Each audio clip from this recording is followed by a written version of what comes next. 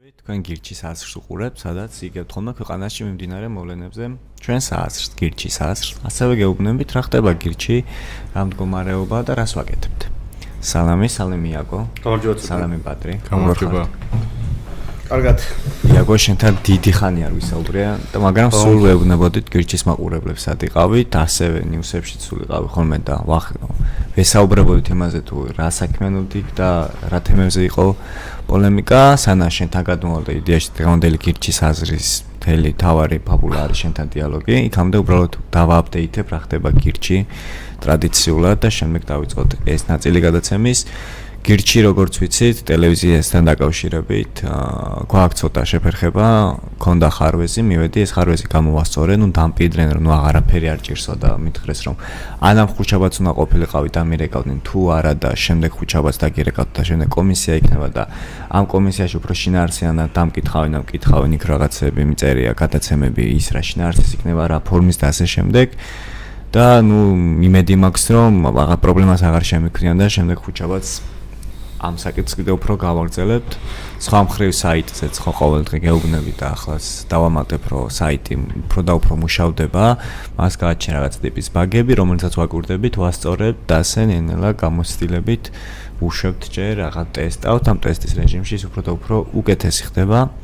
ასევე პროცესი განახდება, უფრო ბევრად უფრო განვითარებული რაღაცა, უფრო სხვანაირად მივდექით, ხო უკვე რო ვაკურდები ხოლმე პროცესთან მიმართებაში ხალხის დაინტერესებამაც იმატა, მათ შორის იაკო ჩვენ სხვადასხვა გეგმები გაქვს უკვე ამ გადაცემასთან მიმართებაში და პროცესიც უკვე აქტიურად გაეშვება გირჩის საიტზე და შემდეგ ტელევიზიაშიც მათ შორის. და ეს არის ძირითადი თემა და ცხადია ხო სკოლის შენობა, რომელსაც ვეძებთ და როდესაც ეს პრობლემა აღმოფხვრება, შემდეგ სკოლას კიდევ უფრო ინტენსიურად მივყვებით და ეს ჩვენი ეს ნაწილიც განახლდება. კიდევ ერთხელ სალამი იაკო. მოგესალმებით, ძვირფასო. რომ მოგვიყვე, სად იყავი? რა ხდებოდა და შენთვის რა საინტერესო დასკვნები გამოიტანე ამ შეხვედრაზე? მე მქონდა ესეთი დებიუტი მქონდა პოლიტიკურ პარტიებთან და არასამთავრობო ორგანიზაციებთან შეხვედრის, აქამდე ეგეთი შეხვედრა დეში არ გქონია. ლოპოტაზე იყო საარჩევნო გარემოსთან დაკავშირებით და საარჩევნო ცვლილებებთან დაკავშირებით. თითქმის ყველა პოლიტიკური პარტია იყო, სხვა დროს, სხვა ფორმით. და საუბრობდით იმაზე, თუ როგორ უნდა ჩავატაროთ 2020 წლის არჩევნები. იდეაში როგორც ჩანს თავრობას ჰქონდა ესეთი სურვილი, რომ კომპრომისები ყოფილიყო მიღწეული ყველა პოლიტიკურ პარტიასთან, რომ რაღაც არჩევნების ლეგიტიმაციის პრობლემა არ დამდგარიყო, თუმცა მე რასაც დავაკვირდი, იყო ძირითადად მოსინჯვა პოზიციების, ჩვენ როგორი განწყობით ვიყავით, რა გვინდოდა, რამდენად ჩხუბობდით და ასე შემდეგ და ასე შემდეგ. თვითონ არაფერზე კონკრეტული პოზიცია ამწუთას არ ქონდა ხელისუფლებას, არც არაფერზე არ უთქვამს ფაქტობრივად. პლუს იყო რეკომენდაციები საერთაშორისო ორგანიზაციების და არასამთავრობო ორგანიზაციების, რომელიც უნდა განგვეხილა და ამ რეკომენდაციებთან დაკავშირებით ჩვენი აზრით საინტერესებდათ. რეალურად მე მაინტერესებდა ორი საკითხები იყო ესეთი. ერთი იყო პროპორციული არჩევნები, მეორე იყო დაკარგული ხმების გადანაწილება, როცა ვიღაცა ვერ გადალახავს რაღაც ბარიერს, თუნდაც ეს ბუნებრივი ბარიერი იყოს ეს ხმების ადმინის, იყო საარჩევნო ადმინისტრაციის დაკომპლექტების წესი, იყო პოლიტიკური ფულის განაწილების წესი იმ ხალხის, იმ პარტიების მიერ, რომელიც ბარიერს გადალახავენ თუ კვალიფიციური საარჩევნო სუბიექტები იქნებოდნენ და იყო საერთაშორისო ორგანიზაციების რეკომენდაციები სხვადასხვა საკითხებთან დაკავშირებით, მაგალითად იყო hate speech-თან დაკავშირებით საწინო საარჩევნო კამპანიის დროს, მაგალითად იმასთან დაკავშირებით საარჩევნების დღეს აგიტაცია პროპაგანდა უნდა ჩატარდეს თუ არა, საარჩევნო უბნებთან უნდა იდგეს თუ არა ვიღაცები. ჩემთვის თავიდანვე იყო გასაგები, რომ მე ორი საკითხი მაინტერესებდა. ერთი საკითხი ეს იყო პროპორციული საარჩევნო სისტემა 2020 წლის მერეც და ჩემი პოზიცია იყო, რომ თუ ეს კარგია 2020-მდე მერე რატო არ არის და მეორე აქტიური და პასიური საარჩევნო ასაკის დაწევაზე ვახურებდი ასევე. და ვამბობდი, რომ თუ ამ ორ რამეს დააკმაყოფილებთ, მე დანარჩენი ნაკლებად მაინტერესებს ყველაფერზე დაგთანხმდებით. იქ არავინ არ იყო დასათანხმებლად მოსული ზოგადად, როგორც გითხარი. იყო პოზიციების მოსინჯვა და ერთი რაზეც ვიჩხუბე და მართლა სერიოზულად ვიჩხუბე, იყო მათ შორის საერთაშორისო ორგანიზაციების რეკომენდაციებიც იყო, რომელიც გააჟღერა იმან რა ქვია კომუნიკაციო განცხადება აქვს შეტანი ტელევიზიაზე მაგ სამსახურმა კომუნიკაციების მარგულმა კომისიამ ეგ საპატრიარქოს ინიციატივა რაც არის, რომ შეზღუდოს გინება კრიტიკა რა რეალურად კრიტიკის შეზღუდვა აღვთ, მძაფრი კრიტიკის შეზღუდვა და ამას აპრავებდნენ hate speech-ით, იმით რომ რაღაც ადამიანები ერთმანეთს შეურაცხყოფა უნდა მიაყენონ, ერთმანეთს უნდა გვიყვარდეს, არ უნდა იყოს პოლარიზებული საარჩევნო გარემო და ასეთი ამბები. ეს წარმოადგინა რაგვარი იყო ვახტანგ აბაშიძემ, რომელიც ყოფილა მარგულებელი კომისიის წევრი. კომუნიკაციის მარგულებელი კომისიის წევრი და მხარს უჭერდა ერთი რომელიღაც საერთაშორისო ორგანიზაცია. ამათ ეძახი რუსეთის პუტინის აგენტები, იმიტომ რომ ჩვეულებრივად პუტინის მეთოდით უნდათ გამოხატვის თავისუფლების შეზღუდვა და სადაც არ უნდა შეგხვდეთ, იცოდეთ რომ ესეთი ხალხია, ანუ ამ წუთას ამოწმებენ ჩვენ ავიტანთ თუ არა გამოხატვის თავისუფლების შეზღუდვას, იმიტომ რომ რო ვაკრიტიკებთ საპატრიარქოს, რაღაცა ხო ცილის წამების აკრძალვა უნდათ კიდე ეს იყო შემოგდებული. მე ვუთხარი რომ ცილის წამება აკრძალული იყო კომუნისტების დროს და ჩვენი მონაპოვარია ის რომ დღეს რაღაც ეგ მუხლე ამოვიდა სისხლის კოდექსიდან. ამ საერთაშორისო ორგანიზაციებსაც ავუხსენ რომ მნიშვნელობა არ ქონდა საიდან იყვნენ ისინი. არასწორი იყო არასწორი და პუტინის გეგმა არის პუტინის გეგმა. პუტინი ეგრე მოქმედებს სხვა ქვეყნებით სამეზობლოში, რომელსაც გამოხატვის თავისუფლების შეზღუდვა უნდა. ისინი ყოველთვის მორალის, ზნეობის და კაიკაცობის მოტივით ზღუდავენ ამას. რაზე ძალიან განერვიულდა ეს ბატონი ვახტანგ აბაშიძე და მე ვუთხარი რომ ჩვენ გვაქვს საიტი მასეთი ხალხისთვის, როგორც თვითონ არის dedistraki.com და mamistraki.com, რომელზეც ძალიან იხალისეს ამ საერთაშორისო ორგანიზაციების წარმომადგენლება, ეგრევე ყველას ერჩავდა და შედიოდნენ და ნახულობდნენ და შენიშვნა მითხრეს რომ mamistraki.com ჯერ გაშვებული არ გაქვთო. მოთხარ მუშაობთ ახლა მაგაზე თქო. და ვუთხარი რომ ყველას შევპირდი იქ რომ ვინც ამაზე მხარს დაუჭერდა, ის მოხდებოდა იქ რომ მთელ ქვეყანას ეგინებინა. რაზეც ძალიან დაიძაბა ეს ვახტანგიც და ყველა. მითხრა რომ ეგო ჩემი ინიციატივა კი არ არისო, არამედ ზოგადადო საერთაშორისო ვიღაცეებისო და ის მოიშველია საერთაშორისო ექსპერტი. ამ საერთაშორისო ექსპერტსაც მივადექი, შევსდექი უფრო სწორი ნათქვამი იქნებოდა ზოგადად. და ნუ იდეაში ხო გესმის საქართველოში კახაბენდუქიძე ნეუნებოდა სულ. ეს საერთაშორისო ექსპერტები აქ რო ჩამოდიან, შენ ჭკვიანური სახით დადიან, არასდროს არ ჩათვალო რომ ესენი რამე განსაკუთრებული ჭკუის ხალხიაო. საქართველოში კაცი საიდანაც ხარ გერმანიიდან, ჰოლანდიიდან, ამერიკიდან ჩამოდიხარ საქართველოში რომ იქაურებ ჭკუა ასწავლო. ეს მაინც და მაინც არ ნიშნავს იმას რომ ყველაზე ჭკვიას გამოუშვებენ საქართველოში და სულ მახსოვს ეს თემა. და რეალურად არ ვიცი ეს კაცი პუტინის კაცი იყო და მაგიტო იძახდა იმას რომ საქართველოს გამოხატვის თავისუფლება უნდა შევზღუდოთ რომ ხალხმა ერთმანეთს არ აგინოს თუ პროსტა სულელი იყო და ჩვეულებრივად ამიტომ თვლიდა ამას. არ ვიცი, მაგრამ ძალიან სერიოზულად დავაბულინგე. და ნუ იქ ყოფილი ყველა ხალხი გავაფრთხილე რომ თუ ვინც ამას ხარს დაუჭერდა, ჩემთვის პირადად ამ ქვეყნის პერი იყო და მე მას რის ამასაც უთხარი რომ ჩემთვის მეთქი შენ ახლა სამობგან მტრული პოზიცია და ზოგადად მეთქი ჩემს ქვეყანაში ვინც ჩამოდის ჭკუის მასწავლებლად და ისეთ რამეს მეუბნება რომელიც სინამდვილეში ჩემთვის ნიშნავს მეთქი რომ ეს ტრობა არის ამ ქვეყნის. კარგად დამაკვირდით მეთქი და შემომხედეთ მეთქი გავართვა იმას რომელიც მოტყუებაც ახლა შეიძლება და რომელსაც ზოგადად როგორც მეგობარი მტრულ რამეს შემომტენით მეთქი და მაგას ხო ხვდებით რომ არ გაგიტარებთ მეთქი. ნუ ამაზე ქართული ორგანიზაციების და პოლიტიკური პარტიები ცოტა ისე დაიძაბნენ, მაგრამ გარეთ ველაპარაკე ავუხსენი ყველას და მე რო ისინი იცავდნენ ჩემს პოზიციას შიგნით. ფაქტობრივად ის მე არ განმეორებულა შიგნით. მაგრამ ზოგადად კობახიძემაც და თალაკვაძემაც არ უარყვიათ რომ ამას აპირებენ. ანუ ვიცოდეთ რომ საფრთხე არსებობს რომ იმის გამო რომ სიტყვაზე ამბობდნენ და ქალი კანდიდატი გაგვილანძღეს. სალომე ზურაბიშვილზე ხსაუბრობდა და როგორ შეიძლება ამ გვანახა საჭიროება რომ შესაზღუდე. ანუ ის რომ ჩვენ სალომე სულელი გვგონია და ნუ რავი გონია ისეთი როგორიც არის, თუნდაც ეს რომ არ უნდა ვლანძღოთ, ამის გამო უნდა შეგვიზღუდონ სიტყვის თავისუფლება და მე ვუთხარი ეგეთი რაღაცა რომ 90-იან წლებიდან რაც მახსოვს, ჩემ მეხსიერება იმით იწყება რომ პარლამენტი გქონდა, სადაც ყველა ხალხი პოლიტიკოსები ერთმანეთს აგინებდნენ, ჩხუბობდნენ, ამაშვებდნენ და მე სულ ვიცოდი რომ ყველაფრის ლაპარაკი მოსულა. ყველაფრის ნახვა მოსულა და ყველაფრის მოსმენა მოსულა. და ამაზე თუ კამათობთ მეთქი რომ ეს რომელიმე არასწორია რომ მე მაქვს უფლება რაც მინდა ის ვნახო, რაც მინდა ის მოვისმინო და რაც მინდა ის თქვა, ხო?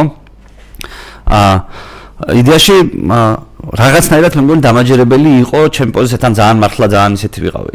ძალიან განერვიულდი ამაზე, იმიტომ რომ ნაგლად წარმოიდგინე გვერდზე ხალხი მიზის და გამოხატვის თავისუფლებას მიზღურავენ და შეფუთული არის არასამთავრობო ორგანიზაციების დასკვნებით, რაღაცებით და ნუ ყველას მოწონს, ყველა ბედნიერია. სხვადასხვა როგორც კი ეს ავტეხეს ამბავი, ეგრევე შეიცვალა გარემო. და ყველა ვინც მერე გამოდიოდა, იძახდა რომ ჩვენ გამოხატვის თავისუფლებას არ დავთმობთ. უცბად ტრენდი გაიჩითა. თუმცა საბოლოო ჯამში კობახიძემ და თალაკვაძემ თქვა რომ ჩვენ ამაზე კიდე გავაგრძელებთ მუშაობას, ანუ ესე მარტივად ეს არ მორჩება. იმიტომ რომ კონკრეტულად არის ორკესტრირებული საპატრიარქოსგან. უბრალოდ იქ საპატრიარქოს წარმომადგენელი არ იყო და ეს არასამთავრობოებიც საპატრიარქოს წარმომადგენელი არ იყვნენ, მაგრამ ამათმა просто ევროპული პრაქტიკა მოუყვანეს, ჩამოიყვანეს ევროპელი ექსპერტები, რომლებიც ასე აზროვნებენ, ანუ კონტექსტი არ ესმით, არც აინტერესებთ კონტექსტი, ხა საქართველოს ჩამოვიდა ტიპი საიდანღაც რა, ევროპის რომელიღაც ქვეყნიდან. და ხა აქ ვიღაცა ფულს უხდის რაღაც სასტუმროში დაყავს პატივცემს, აგულავებს და რისიც ჯერა იმას ალაპარაკებს, ანუ იმას ის ჯერა ევროპაში. და საქართველოს სულ სხვა კონტექსტია. ვაფშე სხვა კონტექსტია. აქ არის კონტექსტი, რომ პუტინს უნდა გამოხატოს თავისუფლების შეზღუდვა. იქ არის რომ ერთმანეთს შეურაცხყოფა არ მივაყენოთ. იქაც პუტინია ეგეთი რაღაცების უკან ევროპაში, მაგრამ ყველას ხო არ ესმის ახლა მithumetes აკროსულელი ექსპერტი ჩამოვა იმას როგორ შეიძლება გესმოდეს ბოლომდე. აი ეგეთი თემა იყო რა რეალურად. საბოლოოში არაფერზე არ შევთანხმებული ვართ, თუმცა დესტრუქცია არ ყოფილა მარცხელის მხრიდან მათ შორის და გვითხრეს რომ მოდი ახლა რაც თქვენ პოზიციები გავიგეთ, ამას შევაჯამებთ, შევათანხმებთ, რაღაცნაირად გუნდში მოვილაპარაკებთ და 20-ის მერე შევხვდებით თბილისში. და თბილისში გავაგრძელებთ საუბარს. გაგრძელდება ხამხრივ. ამ მხრივ პროცესები გაგრძელდება იმ თვალსაზრისით, რომ საჭირო არის პირველი პროპორციულთან დაკავშირებით უნდა იმსჯელონ 2020-ის მერე რას იძამენ. დაფინანსების ნაწილში ძალიან სამართლიანი დაფინანსება გქონდათ. ბიუჯეტიდან ფულის განაწილება თუ რამე სამართლიანი შეიძლება იყოს. პოლიტიკური პარტიებისთვის თქვენს რომ ვინა მიიღო მნიშვნელობა არ აქვს, ხმაზე 10 ლარს ვიხდით, ბიუჯეტი იხდის ხმაზე 10 ლარს და გააჩნია ხა შენ თუ 48%-ს აიღებ, იქნება რაღაც 50% გამოდიოდათ 2016 წლის მონაცემებით ქართულ ოცნებას და რაცა ბარიერიც 1.5-ზე ხონდათ, მაგრამ თქვენს რომ 67-ზეც რომ მზად ვართ ბუნებრივ ბარიერზე დავსვათოს დაფინანსების ბარიერი, ანუ ვინც პარლამენტში შევა თუნდაც ერთი კაცით იქნება კვალიფიციური საარჩევნო სუბიექტი, ესე დაალაგდება საბოლოო ჯამში მესაც უყურებ. ამაზე მე მზაობას აცხადებდნენ.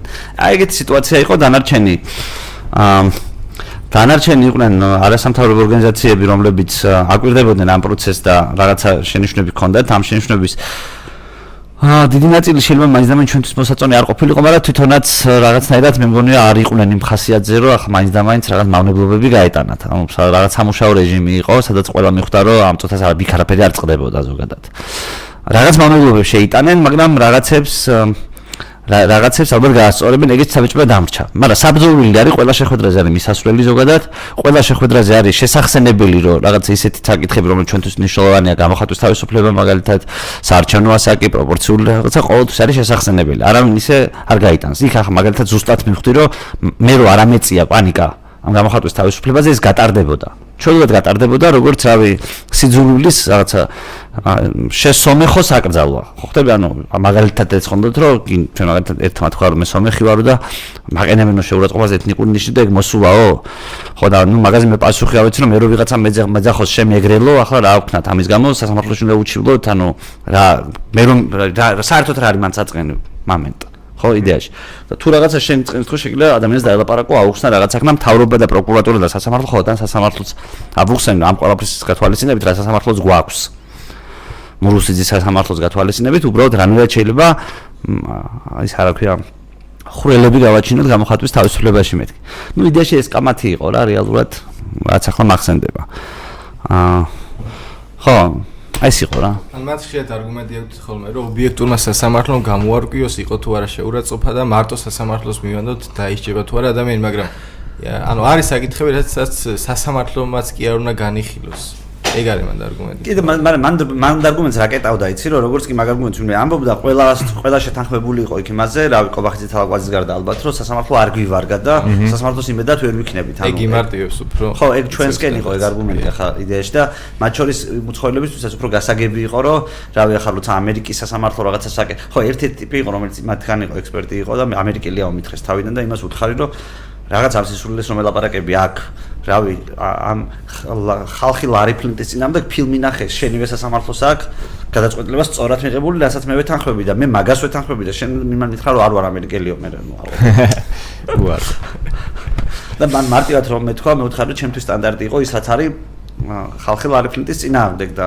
დანარჩენი შეურაცხყოფა ესა hate speech ესა ნუ ყველაფერი არის ასატანი ეგეც უთხარი და ეს ვახტანგ ხვალაძემ დამიჭირა მაგაში მხარი რომ ასატანია როდესაც არ შეიძლება შეამოწმო ვიღაცას ჩემი ნათქვამის გამო მართლა მიადგა სულიერი ტრამვა ზიანი ეთკინა რამე შინაგანად თუ აფერისტობს მეთქი და თუ ახლა ამის დადგენა არ შეგვიძლია მაშინ რა აზრი აქვს საერთოდ რამის რჩევას ნებისმიერ ადამიანი იტყვის რომ მეწყინა რაღაცა მეტკინა გადავირიე და მოდით ახლა დასაჯეთ ეს ვინც ეს მაკადრა და ჩაგიდონ სიტყვა ამის მე ხო ჩაგიდონ გინება ჩაგიდონ გინებას ხო ვიღაცამ თქვა მე სხვათა შორის პოლიციის შემთხვევაში მაინც იჭერენო დღესაც სასამართლოს წინამდე არგუმენტი უთხრა რომ მე მგონი იყო თვარხტები საია იყო სულხან სალაძე იყო თუ არცდები შეიძლება მეშლება ან ლევან ატროშვილი იყო ან საია იყო ან თია იყო მოკლედ ეგეთი სიტუაცია იყო რა ოკეი მადლობა იაკო პატრი შენ რაღაცა რომ მოდიხარ ხოლმე სულ ამას ემთხვევა მელიას საქმესთან დაკავშირებით რაღაცას ხდება და ცვლილებები გუშინ დაიდო ვიდეო სადაც ნათლად ჩანს მელიას მოქმედება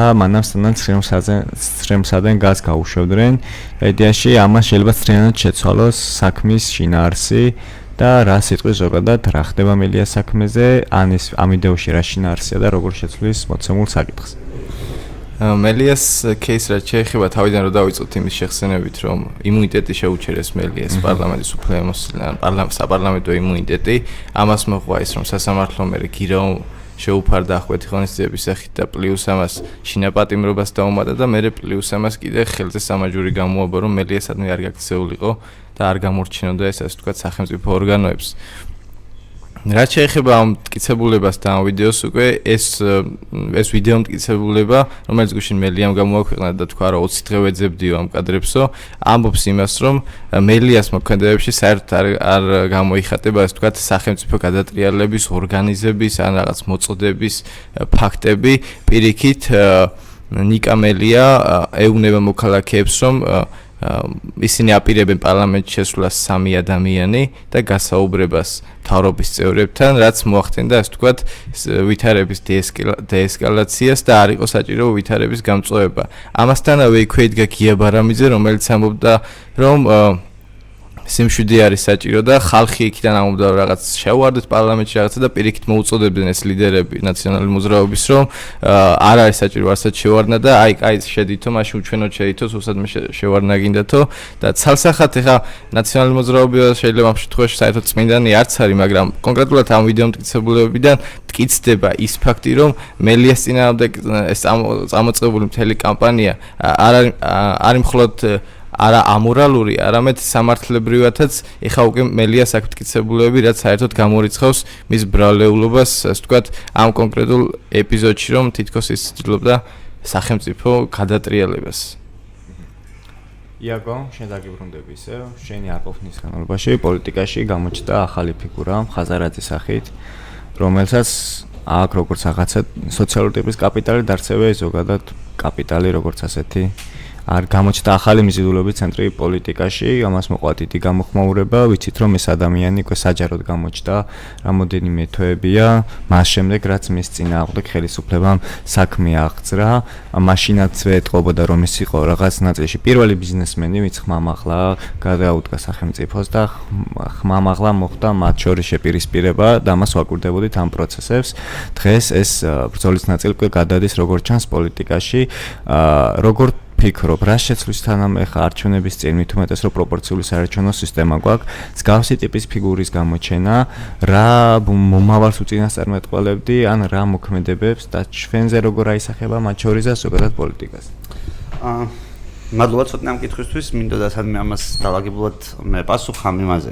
ძალიან საინტერესო მოვლენა მოხდა ზოგადად. ძალიან საინტერესო მოთამაშე შემოდის ქართულ პოლიტიკურ ბაზარზე. ჩემი აზრით ერთ-ერთი საქმიანი კაცი შემოდის ზოგადად, ანუ ჩვენ მე ესე ვიცნობ ხაზარაძეს. და ერთ-ერთი სერიოზული პლეიერი, მოკლედ ესე რომ ვთქვათ, არა მხოლოდ პოლიტიკური, არამედ ზოგადად ისეთი, რომელსაც ბევრი ადამიანისთვის ბევრი კარგი საქმეა გაკეთებული, ხო, რეალურად. უბრალოდ თავარი საკითხი მდგომარეობს იმაში, ჩვენ არ ვიცით რა უნდა მამუკა ხაზარაძეს.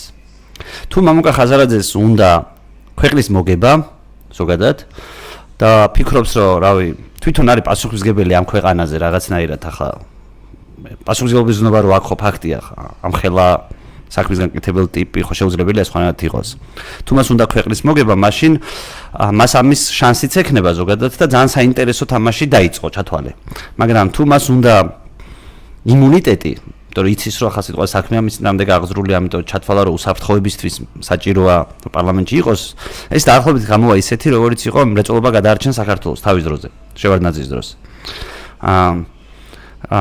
და ცუდი იქნება, მათ შორის ქვეყნისთვისაც ცუდი იქნება, ჩვენთვისაც ცუდი იქნება და ყველასთვის ცუდი იქნება, იმიტომ რომ ფაქტობრივად ეს არის ნიშანი, ორივე ვარიანტი განვიხილოთ, მოდი ეს შევხედოთ. პირველი რომ როდესაც მას ქვეყნის მოგება უნდა, თუ მას ქვეყნის მოგება უნდა, მაშინ უნდა გააკეთოს იგივე, რასაც ბიძინა ივანიშვილი აკეთებდა, როცა ის ხელისუფლებაში მოვიდა.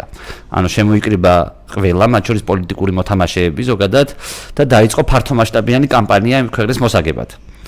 და მეორე ვარიანტია, როდესაც ბურჭულაძემ რაც დაიწყო სიტყვაზე რა, დაახლოებით აი ეგეთი ტიპის კამპანია, რომ პარლამენტში შევიდე, შეიძლება რა შევიდე 10%-ით, შევიდე 20 კაცით, რაც ნიშნავს იმას, რომ ის შემოიკრიბავს ბიზნესმენებს, რომელსაც ამ ხელისუფლებიდან გამომდინარე უსაფრთხოების პრობლემები გააჩნიათ ამ ქვეყანაში, ყოველ შემთხვევაში თვითონ ესეც თვლიან, რომ უსაფრთხოებას პრობლემები აქვთ. ამიტომ ეცდებიან, რომ პარლამენტში მოხვდნენ არა ქვეყნის მოსაგებად და ქვეყნის შესაცვლად, არამედ საკუთარი უსაფრთხოებისთვის. ამიტომ ჩვენ ჯერ ის არ ვიცით, რომელი უნდა ბატონ მამუკა ხაზარაძეს. მალე დავინახავთ ჩემი აზრით, მე გულშემატკივრო პირველს, რომ მას ქვეყნის მოგება უნდოდეს, მაგრამ მე არ გულშემატკივრო მეორეს, იმიტომ რომ იდეაში ახლა იმუნიტეტი უნდოდეს მამუკა ხაზარაძეს, ეს ჩვენი პრობლემაც არის, მამუკა ხაზარაძეს რომ იმუნიტეტი რო არ დაიჭირონ იმისთვის, რომ ჭირდება პარლამენტში შესვლა, ეს ამ ქვეყნის პრობლემა არის, ამ ქვეყნის პოლიტიკოსების პრობლემაც არის. მასეთი ხალხი არ არის დასაჭერი, ჩემი აზრით. მაგრამ ძალიან მალე დავინახავთ ამას და ამაზე იქნება მის სურვილზე იქნება და მის ვნებებზე იქნება დამოკიდებული მისი პოლიტიკური წარმატება. ეგრევე ყველაფერი გასაგებია, ხო გვესმის, როგორც იწყებს ადამიანი, მას რა უნდა, ეგრევე ხვდებით. თუ დაიწყო პარლამენტში შეიყვანს, მე მგონი დარწმუნებული არის 20 კაც მაინც შეიყვანს პარლამენტში, როგორც არ უნდა უნდოდეს, იმიტომ რომ ძალიან დიდი თუნდაც ფინანსური მიზიდულობის ცენტრია და ძალიან ბევრი ადამიანისთვის მხოლოდ იმიტომ იქნება ესეთი მისაღები და სასურველი, რომ მას ბევრი ფული აქვს. ანუ გასაგებია, რომ რაღაც ადამიან ხალხზე ეს ასე მუშაობს. ამიტომ მე მგონია, რომ ჩვენ მას უნდა დაველოდოთ. არ უნდა გქონდეს წარმოდგენა, რომ თეთრ რაშზე ამხედრებული პრინცი გვესტუმრა და ახლა მოდი შევხედოთ ამას როგორც პრინცს, იმიტომ რომ ვიცით, რომ პრინცებით არაფერი არ გამოდის, მაგრამ ძალიან ყურადღებით დავაკვირდეთ მის თითოეულ ნაბიჯს და დავაკვირდეთ მას შორის მის ირგვლივ არსებულ, ჩვენ ვიცით, რომ ბიზნესმენებიც გამოეხმაურნენ. ბიზნესმენებიც გამოეხმაურნენ, თუმცა ის ბიზნესმენებიც მოზომილი იყვნენ, იმიტომ რომ იმათ რაც არიციან ჯერ როგორც ჩანს რა უნდა ხაზარაძეს. ეს ბიზნესმენები შეიძლება ორივე თამაში აყვნენ. თუ ბიზნესმა გადაწყვიტა, რომ ამ ქვეყანაში ცხოვრება პარლამენტში შესვლის გარეშე სახიფათოა, მაშინ ისინი შევლენ პარლამენტში და იქნებიან პარლამენტის წევრები და ესეთ პარლამენტის წევრები ყავს ახლა ცხოვრიან ბიზნესმენი პარლამენტის წევრებიც მეტი რა არის. უბრალოდ ზოგადად ხაზარაძისგან ჩვენ მეც ველოდებით. ხო ფაქტი არის ახლა კახა უხრიაშვილი ხო არ არის მართლა ხაზარაძე ხო სხვა ის არის. ამიტომ მოდი ვიჩქარებთ, ფრთხილი ოპტიმიზმით მივუდგეთ ამ საკითხს, რომ ახალი პოლიტიკური მიზიდულობის ცენტრი იქნება და ახალი პოლიტიკური ძალა იქნება. უბრალოდ საინტერესოა ესენ დარჩებიან ბიზნესმენებად თუ გახდებიან პოლიტიკოსები. თუ პარლამენტშიც გააგრძელეს ბიზნესმენობა და საერთოდ როგორც ბიზნესმენებმა ისე თუ დაიწყეს საარჩევნო კამპანია, მაშინ ჩემი აზრით ეს განწირულია საბოლოო ჯამში იმისთვის, რომ როგორც ბურჭულაძემ გააფუჭა იმ პერიოდის პოლიტიკური ველი, თავისი უაზრო დიდი კაპიტალი ქონდა, შეიძლება ნაკლებად ფინანსური, მაგრამ ძალიან დიდი სოციალური კაპიტალი. ნუ ახლა შედარება მაინც არ შეიძლება, მე მგონი ხაზარაძე ბევრად უფრო მასშტაბური ფიგურაა. ალბათ დასაქმებული ყავს იმდენი ადამიანი. არა, მხოლოდ დასაქმებული ისედაც, ანუ მე ფულის გამო არ ვიძახი, ანუ კონკრეტულად შემთხვევით კი არ უშოვია მაგაც ფული. მე მაგის მჯერა. შემთხვევით არ უშოვია ნამდვილად. ის უაზრო კაცი ნამდვილად არ იქნება, მე ესე მგონია. უბრალოდ გააჩნია მას რა უნდა. ან წარმოიდგინე მას რომ უნდოდეს პარლამენტში და ბიზნესის ხალხო გასაგებია, რომ ეს კაცი მისი ხელშემშლელი კაცი კი არ არის, კაცო პარლამენტში უნდა შესვლა, რომ არ დაიჭიროს. ბიზნეს ხალხამდე არ დაუჭერია და შეეგუება იმ ფაქტს, რომ ამის ბიზნესმენების დაჭერას არ აპირებს კონკრეტულად და ესენიც იქნებიან პარლამენტში თავისთვის, რამდენი ხანსაც იქნებიან და რავი, ბიზნესად თვითონ იქნება რაღაც პონჩი. აი ეს იქნება საბოლოო ჯამში. და მეორე საკითხია, როდესაც თუ მართლა პასუხისმგებელი ხარ ამ ქვეყანაზე, ქვეყნის მოგებაზე ჩალიჩობ. ამაზეა დამოკიდებული ჩემი შეფასებაც ხაზარაძის მიმართ. ხაზარაძის პოლიტიკური წარმატება ზოგადად და რაღაც თვალსაზრისით ის თუ რა შეიცვლება ქვეყანაში. მე ესე წარმოგიდგენია. გაყავი ხაც ორ ნაწილად, ხო, ერთი ბიზნესური ნაწილი აქვს, რომ ბიზნესმენებით და ამ ადამიანებით გავიდეს, თქვა და ამ მესიჯი და მეორე პოლიტიკოსები გამოიყენოს. არა, პოლიტიკოსის გამოყენებაზე კი არ არის. ნახე, შეიძლება არც ერთი მოქმედი პოლიტიკოსი არ გამოიყენოს. ეგრე არ მინდა ვიღაცამ გაიგოს, რომ რავი, ახლა მე ველოდები როდის დამიძახებს ხაზარაძე, ამაზე კი არ არის საუბარი. ნახე, ხაზარაძე მოიქცევა როგორც პოლიტიკოსი და მის ირგვლივ გუნდი შეიძლება სხვა გუნდი იყოს და დღეს გააჩინოს ახალი პოლიტიკოსები ადამიანმა. ისინი მოიქცევიან როგორც ბიზნესმენის დასაქმებული ხალხი, თუ ისინი მოიქცევიან როგორც პოლიტიკოსები. ხთი? აი წარმოგიდგენთ ბიძინა ივანიშვილი რომ მოქცეულიყო როგორც ბიზნესმენი და არა როგორც პოლიტიკოსი 2012-ში. ის ხო ვერ შეძლებდა მიხეილ სააკაშვილის დამარცხებას, ხო, რეალურად. ამიტომ შენ თუ მოგება გინდა მაშინ იქცევი როგორც პოლიტიკოსი. შენ თუ იმუნიტეტი გინდა იქცევი როგორც ბიზნესმენი. ჩემთვის საინტერესოა პოლიტიკოსებთან ურთიერთობა, ამ თვალს პარლამენტში ახლა მივისთან შეიძლება ბიზნესმენთან ურთიერთობა საინტერესოა, კაცო, თავისთავად ცხადია და საინტერესო ხალხია, მაგაზე კი არ არის საუბარი. მაგრამ პოლიტიკური თამაშები საინტერესოა პოლიტიკოსებთან. და ბიზნესმენებს პოლიტიკურ თამაშებში თავისი როლი აქვთ. მაგრამ როგორც ბიზნესმენი ისე თუ გამოდიხარ პარლამენტის ტრიბუნიდან ზოგადად და როგორც ბიზნეს ინტერესებს საკუთარ ბიზნეს ინტერესებს რა უხდება ისე ლაპარაკობ. ნუ ის ახლა თავის საქმეზეა ეს კაცი მოსული და მე ჩემს საქმეზე კი ვარ, მაგრამ სხვა რამე მიმაჩნია ჩემს საქმეთ. ხთი? ამიტომ ეს აცდენა ყოველთვის იქნება. ამიტომ არის პოლიტიკოსებისთვის საინტერესო ხაზარაძე იქნება მხოლოდ მაშინ, თუ ის პოლიტიკურ თამაშებში ჩაებმება და არა მაშინ, როდესაც ის ბიზნეს თამაშებში ჩაებმება პარლამენტის მეშვეობით. ამიტომ სანახავია ჯერ არაფერზე არ მინდა ვიჩქარო, არაფერი არ მინდა ზედმეტი წამომწდეს, არც ზედმეტი ნდობა მინდა გამოგვაცხადო, არც ზედმეტი უნდობლობა. დავაკვირდეთ ამ პროცესს. ჩემთვის ძალიან საინტერესო, მე გამიხარდა ეს ამბავი ძალიან. შეიძლება ჩემი კონკურენტია რაღაც თვალსაზრისით, მაგრამ ნუ ნებისმიერ შემთხვევაში პოლიტიკური პროცესი გახდა საინტერესო. დაველოდოთ რა სიზამს. ოკეი. მადლობა იაგო. ქვეყანაში უკანასკნელ კვირების განმავლობაში თემა არის ეკონომიკური მდგომარეობა და მათ შორის რუსეთთან ურთიერთობა. ამ მხრივ გაკეთდა დუმაში განცხადება, რომ მიხვდათ იმისა, რომ რუსეთის პრეზიდენტმა გააკეთა განცხადება, რომ ის არაპირებს საქართველოსთან გარკვეული ტიპის პროდუქციების აკრძალვას და არის მაინც და მაინც გაბუნია ენერგიულება და დიდ პრობლემას აწარმოადგენს. რუსეთის დუმა ფიქრობს, რომ მიხვდათ პრეზიდენტის პოზიციისა, მაინც უნდა დაგვიწესდეს მკაცრი ეკონომიკური სანქციები. ამავე დროს ქვეყანაში ლარი უფასურდება და უკანასკნელ დღეებში საკუთარი რეკორდი მოხსნა და დაამყარა და ხდება ის, რომ ზოგადად ქართველი პოლიტიკოსები, მათ შორის სახელმწიფო შტოებიდან უფრო მეტად იჩენენ უპასუხისმგებლობას და გამოდიან და ამ ვითარებას აბრალებენ ეხლა ჩვენ რომ გავართხომ აქ აქციაზე სახალგაზრდები ანტისაუკაპოციო აქცია რაც არის და ამას აბრალია რომ ეს იწეს ქვეყანაში იმგვარ მდგომარეობას და იმგვარ არასტაბილურობას რომ ამას შექმნას გავს ეკონომიკური ვითარება. შენ რას ფიქრობ ზოგადად? რა ჭირს ლარს და რატო ემართება ეს ყველაფერი? ქვეყანა როგორც ასეთ როგორ უნდა იყოს მომზადებული გავსი გამოწვევების წინააღმდეგ და ამ პოლიტიკოსებს როგორ შეაფასებდი, რომლებიც დღეს ჩვენ გვაბრალიან იქ რომ ვაპროტესტეთ მაგ უმოქმედობას, ის რომ ვაპროტესტეთ რომ გახარი არა დაარწავიდა და ამის გამო ჩვენ ვართ თითქოს დამნაშავეები და ჩვენ ვწყობთ ხელს დესტაბილიზაციას.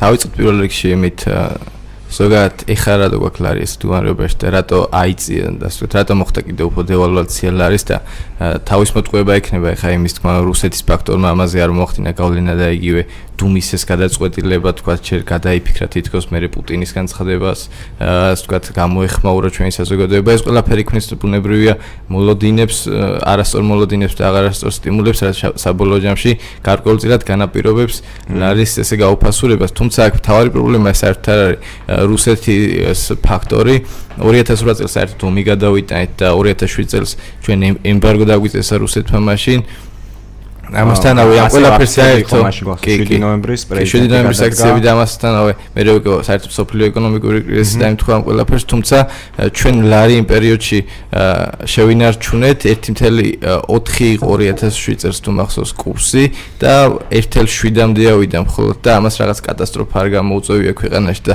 დღეს ესეთი ასე ვთქვათ რაღაცა კატასტროფები არ ხდება ქვეყანაში დღეს არის სიტუაცია როცა ადამიანები დგანან და სამართლიანად გარეთ აპროტესტებენ ასე ვთქვათ მთავრობის უნიათო გადაწყვეტილებებს და სამართლიანი მოთხოვნები აქვს დაყენებული. მთავრობის და პოლიტიკოსების საუბარი იმასთან დაკავშირებით, რომ ეს ადამიანები არიან ყველაფერში დამნაშავე და ამ ადამიანების ბრალია ის რომ ლარი არის ასეთ დღეში არის ალბათ ჩემი ერთ უნამუსობა რბილად რო ვთქვათ კიდე და ამასთანავე უნდა ითქვას ისიც რომ საერთოდ სახელმწიფო იმისთვის არსებობს და იმისთვის გვჭირდება იგივე ეროვნული ბანკი რომ ესეთი რისკები დააზღვიოს და თუ ქვეყანაში მოხდება რავი ომი პირობითა თუ მოხდება საპროტესტო აქციები რავი თუ მეტეორი დაგვეცემა ესეთ შემთხვევაში უნდა იყოს მზად რაღაც ხრივ რომ ეს ყველაფერი დააბალანსოს სხვადასხვა ასე ვთქვათ დადებითი სტიმულებით ქვეყანაში რაც შეიძლება იყოს კარგი ინფრასტრუქტურა რაც შეიძლება იყოს კარგი საგადასახადო გარემო და იგივე მაკროეკონომიკური პარამეტრები რაც შეიძლება იყოს მაღალი ტექნოლოგიების მოზიდვა, რაც გაუჩენდა ინვესტორებს ქვეყანაში ჩადების, ქვეყანაში ინვესტიციის ჩადების სტიმულს და ეს სტიმულები გადაწონიდა ესე რომ ვთქვათ, იგივე ესეთ კატაკლიზმას, როგორც ჩვენ შემთხვევაში ხა იყო საპროტესტო აქციები. კი ამ საპროტესტო აქციებმა შეიძლება რაღაც მიზეზობრივი კავშირი აქვს ამ საპროტესტო აქციებს ლარის კიდევ უფრო გაუფასურებაში, თუმცა ეს არანაირად არის იმის თქმის საფუძველი, რომ ეს ადამიანები რაღაცაში დამნაშავენი არიან. ოკეი. იაგო, აქციები გრძელდება და ამის ფონზე, თქვათ, გუშინ შეხვედრა ქონდა კახარიას და ყოველ შემთხვევაში რუსთავი 2-ზე იწერებოდა რომ რა ითქვა იქ დახურულ კარს მიღვა მოხდა ეს შეხვედრა და ესეთი ამბავი გამოვიდა რომ გახარი ამბობდა რომ ამ აქციებზე ჩვენ ჭკუა ქონდა ნასწავლი პანკისის ხეობაში ამით გამართლა მის მიერ რაღაც პლასმასის გამოყენება და რაღაც კიდე საშვები იყო გაცემულიო და აქედან გამომდინარე ეს რაღაც მოიტანა სამხილად იმისთვის რომ არგუმენტად რომ პარლამენტში შევარდნას აპირებდნენ ზოგადად ამ ადამიანის ამ პერსონის პოლიტიკურ მომავალზე რას უყვით ან აწყონს ხარ რას ფიქრობს რა ხდება ამ ნაწილში და ჩვენ როგორც აქციის მონაწილე ახალგაზრდებმა რომ მათი პროტესტის არ ჩერდება თქვა ეს მოვლენები როგორ გესახება უკვე 22 დღე იქნება დღეს ამ განვითარებული მოვლენების და უკვე 22 დღე ამას ვაპროტესტებთ აი იცი რა არის მგონია რომ პირიქით იყო პანკისის მოვლენებზე რაც გამოჩნდა კაკრას რო ჭკუ არ იყო ნასწავლი იმიტომ რომ თუ ჭკუის სწავლება იქნებოდა მე მგონი გააზრებული უნდა ყოფილიყო ის რომ პანკისში გადარჩით და ნუ რა ჭკუა უნდა გვესწავლა რომ არ დამდგარიყო ეგეთ შემთხვევაში სადაც გადარჩენა დაგჭირდებოდა ამიტომ მე მგონია რომ გუშინდელი ისაც გამოვიდა ისიც არასწორი იყო ანუ გამოვიდა ის თუ მართლა თქვა გახარია ახლა მაგის დადასტურება არ ვიცი რამდენად არის მაგრამ ისიც არასწორი იყო და ის ცეცხლზე ნავთის დასხმა იყო კიდე და პოლიტიკურ მომავალსაც შეეხება რავია ფეხბურთის მაგალითზე ვიტყვი ხო არსებობენ მარათა მომავალი ვარსკვლავები ხო ნუ კიდე სხვებიც არიან სახელდა გვარც არ ჩამოთვლი შეიძლება რობინიოც იყოს ეგეთი მაგრამ ზოგადად სულ ამ მომავალი ვარსკვლავები არიან და მე რო გასაგები რო ხდება რომ ამ მომავალი ვარსკვლავი ჩაქრა ზოგადად მე მგონი რომ ეს გვაჩვენა ამ პროცესმა რეალურად გახარია იყო ამ ხელისუფლების ამ მომავალი ვარსკვლავი რომელსაც მოდი ესე ვთქვათ ისეთი ტრამვა მიიღო რომ თამაშს ვერ გააგრძელებს ჩემი აზრით. ოკეი. მადლობა. ხო და ნუ ბოლონიუსად ჩვენ ტრამპი გვევასება ეგეთი ხალხი ვართ ჩვენ გირჩში და ტრამპის ტვიტერი ხო გამოირჩევა თავისი გამოხატვის ფორმით და შინაარსით და აშშ-ში დიდი ბრიტანეთის ელჩმა თანხმდება დატოვა. და ტრამპის პოსტი რა როგორი ტიპია ბრიტანეთის ექსცენტრიული ელჩი ძალიან სულელი პიროვნებაა. არ არის ის ვისთანაც მუშაობა მიხარია. ის საკუთარ ქვეყნის პრემიერ-მინისტრს უნდა ესაუბროს ბრექსიტის ჩაშლილ მოლაპარაკებებზე და არ უნდა იყოს აღშფოთებული ჩემი კრიტიკით. მე ტერეზა მეის უთხარი როგორ მოეგვარებინა ეს, მაგრამ თავისი სულელური გზა გააგრძელა და ვერ დაასრულა. კატასტროფა. მე არ ვიცნობ ბელს, მაგრამ მეუბნებიან რომ პომპეზური მასხარაა. უთხარით რომ აშშ-ის ახლა აქვს საუკეთესო ეკონომიკა და შეიარაღებული ძალები სოფლიოში და ეს ხოლოდ იზრდება და მტკიცდება. ანუ ჩვენ ვიცით ხო ხა ამერიკაში, ევროპაში რა ხდება?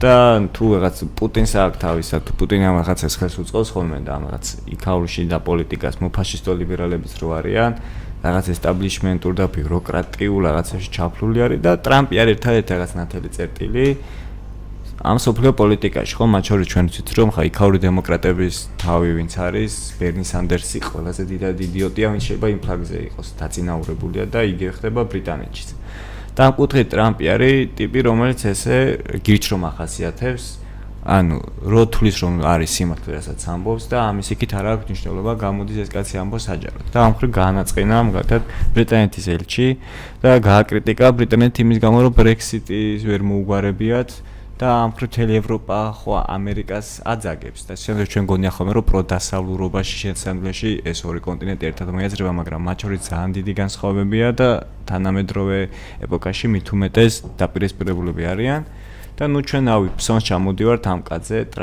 ტრამპი რომელიც საჯაროდ და ღიად საუბრობს ტრამპი რომელიც ყოველთვის იმარჯვებს ტრამპი რომელიც ეკონომიკა განავითარებს რა კურთხომე გირჩი თქვა რატო ვართ ხოლმე ან კი ახლა ტრამპის სახატე კი არ არის და უამრავი პრობლემა აქვს ცხადია მაგრამ რომ ეს მომდე დღეს თანამედროვე პოლიტიკაში დიდ ხალხში ვინ არის ერთადერთი ვიზეთ შეიძლება ფსონი დადოისაჩება პატივცემდე და რატომ არის ეს არის აი ტრამპი რა კაცეთყობა საჯაროდ როგორც საუბრობს რომ მისთვის მნიშვნელოვანია კონკრეტულად რაღაც წარმატებები ის არერიდება ხაც არ მიყვება არსებულ პოლიტიკურ დინებას და არ გამოირჩევა რაღაცა ბიუროკრატიული ერთადერთი შეძრომის პოლიტიკით რა. ამიტომ გევასება ეს ტიპი და რაღაც ეს სტატიაც რაღაც ამის კაი მაგალითი იყო.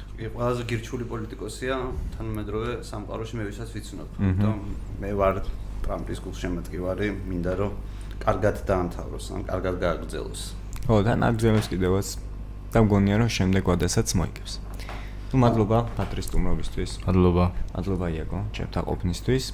დღევანდელი გირჩის აზრი ეს იყო. ძალიან ისეთი ვრცელი და საინტერესო გირჩის აზრი გამოგვივიდა. ჩვენ ხვალ პარასკევს 12-ზე ისევ შევხვდებით.